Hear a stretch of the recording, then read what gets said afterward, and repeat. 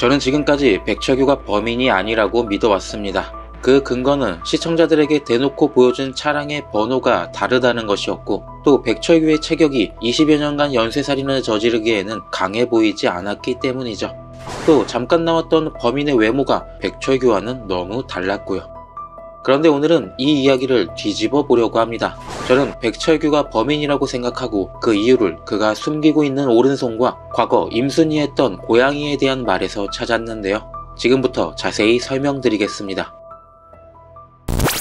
결론부터 말씀드리면 범인은 백철규이자 백철규가 아닌 인물, 즉 미진 임순처럼 낮에는 백철규, 밤에는 연쇄살인범으로 변하는 거라고 생각했습니다. 그 첫 번째 단서로 실종 전 임순이 미진에게 했던 말을 자세히 들어보면 고양이는 특별한 눈을 가졌다. 받은 만큼 다 돌려준다. 이 말의 의미는 고양이는 은혜를 갚는 것뿐만 아니라 복수도 하는 존재라는 거죠. 즉 미진에게는 이모의 실종 사건을 찾을 수 있게 은혜를 갚았고 백철규에게는 연쇄살인범으로 변하는 저주를 입힌 것은 아닐까요? 그리고 모든 인간이 선하지 않듯 고양이 역시 악한 의도를 가진 고양이도 있을 거라고 생각했습니다. 인간들에게 나쁜 일을 당한 고양이가 모든 걸 돌려주려고 백철규에게 저주를 씌운 건 아닐까요?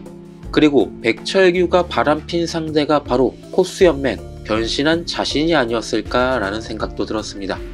현재 백철규는 너무나 의심스러운 게 저는 그가 아내를 살해한 범인을 쫓느라 실종자 임순을 오랫동안 찾아 헤맸다고 생각했는데 만약 그렇다면 저렇게 어렵게 몰래 숨어서 임순의 정체를 살필 필요가 없더라고요. 자신의 아내가 살해당한 게 명백한데 왜 대놓고 물어보지 못했을까요?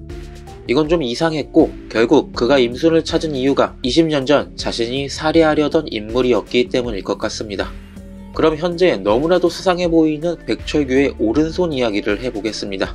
먼저 그의 오른손은 멀쩡합니다. 그가 첫 등장한 장면을 자세히 보면 장갑을 끼지 않은 오른손으로 악수를 합니다. 즉 그의 손에 심각한 흉터가 있다거나 그런 게 아니라는 거죠. 그리고 시니어 인턴들과 인사를 하는 자리에서 서말태가 형사라는 이야기를 듣자 자연스럽게 임순을 바라보며 악수를 피했죠. 이 장면을 보면 참 이상하죠. 분명 방금 전 사무실에서는 잘만 했던 악수를 서말태 형사에게는 피한다. 백철규는 서말태 형사에게 자신의 오른손에 있는 무언가를 숨기고 싶었던 것으로 보입니다. 그리고 그의 오른손에 흉터가 없던 것과 마찬가지로 평소 사용하는 데 기능에도 이상이 없는 것으로 보입니다.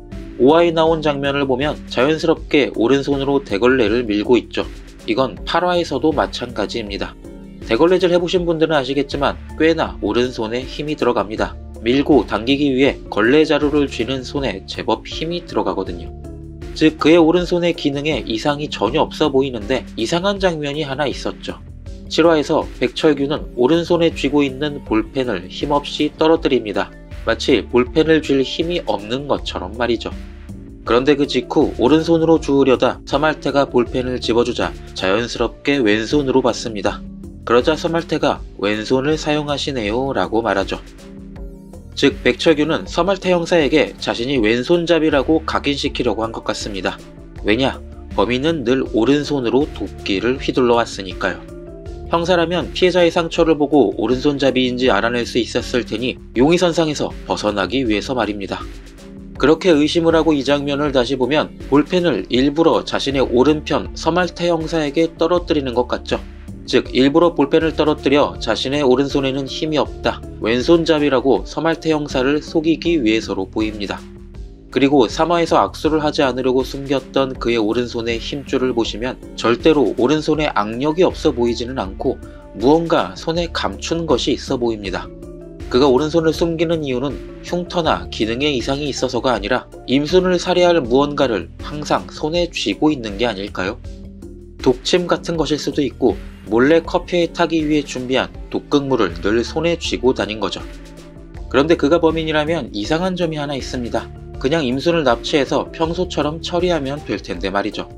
물론 백철규는 그걸 7화에서 당연히 시도를 했습니다. 자신이 직접 따라다니면 티가 날 테니 아마도 교도관이나 누군가를 시켰겠죠. 여기 미진을 따라붙는 1220 차량이 PC방에서 나오는 미진을 따라가고 있었죠. 즉 백철규의 지시로 퇴근하는 임순을 따라 붙었고 PC방에 들어갔다 나온 그녀의 옷과 가방을 따라갔는데 놀랍게도 임순이 아니라 이미진이었던 거죠. 그러니까 백철규가 밤에만 코수염맨으로 변신할 수 있다면 그는 절대로 임순을 만날 수도 해칠 수도 없는 겁니다. 그가 범행을 저지르려면 해가 진 밤이어야 하는데 그때는 임순이 이미진으로 변해버리니까요. 그러니까 백철규는 참 답답했겠죠. 아무리 열심히 미행을 해도 해가 진 이후에 그녀를 찾을 수가 없었을 테니까. 더구나 혈액 검사를 해보니 주민등록번호는 같은데 혈액형이 다른 그녀를 보고 임순 너 누구야? 라고 물을만 했습니다. 그리고 또 백철규는 고나은의 시체가 발견되자 급하게 국과수 원장에게 전화를 걸고 휴가를 썼죠. 즉 그에게 고나은이 발견된 건 아주 커다란 위기라는 건데 그가 현재 아무것도 모르는 것처럼 보이는 임순에게 집착하는 이유는 뭘까요? 저는 개지웅의 엄마가 봤던 걸 임순도 똑같이 봤다고 생각합니다. 즉 두 사람은 백철규의 변신 장면을 목격한 거죠. 생각해보면 지웅의 엄마가 굳이 증언을 하지 않으려고 한 것도 이상합니다. 범인을 봤다면 형사에게 말해 붙잡으면 자신의 안전도 확보가 될 텐데 만약 그녀가 본 게 백철규가 코수염맨으로 변신하는 모습이었다면 이해가 됩니다. 그걸 형사에게 설명하는 건 참 어려웠을 테니까요. 과연 믿어줄지도 모르고 괜히 자신만 위험에 처하는 건 아닌가 생각했겠죠. 하지만 모든 걸 증언하려던 그녀는 정황상 공중전화 앞에서 범인에게 붙잡혔고 확실하게 살해당한 것으로 보이는데 임순의 실종에 대해서는 아직 아무것도 밝혀진 바가 없습니다. 즉 저는 백철규가 병원에 진료를 받으러 온 임순에게 변신하는 모습을 들켰고 그 후 그녀를 납치하려 했는데 실패했던 것으로 보입니다. 임순은 도망쳤고 어딘가에 숨어서 살고 있는 거죠. 백철규가 만약 임순을 살해했다면 이미 그녀가 나타난 시점에서 굉장히 놀라지 않았을까요? 어떻게 살아있지? 그런데 그는 저 임순이 내가 아는 임순이 맞는지 굉장히 조심스레 접근하는 느낌이었습니다. 미진의 이모 임순은 현재 살아있을 가능성이 크고 그래서 고나은의 시체가 발견된 것으로 수사가 진행된다면 모든 걸 알고 있는 임순의 존재가 더 위협이 되는 거겠죠. 그래서 백철규는 급하게 휴가를 쓰고 임순을 처리하기 위해 움직이는 것으로 보입니다. 11화 예고를 보면 백철규가 임순을 감시해 두 사람이 같은 사람이라는 걸 알게 되는 것 같습니다. 자신도 변신을 한다면 미진과 임순이 같은 사람이라는 걸 의심하는 건 어렵지 않겠죠. 그래서 11화에서 임순을 납치해 밤까지 기다려 그녀의 변신을 지켜봤다가 처리하려는 게 아닐까요?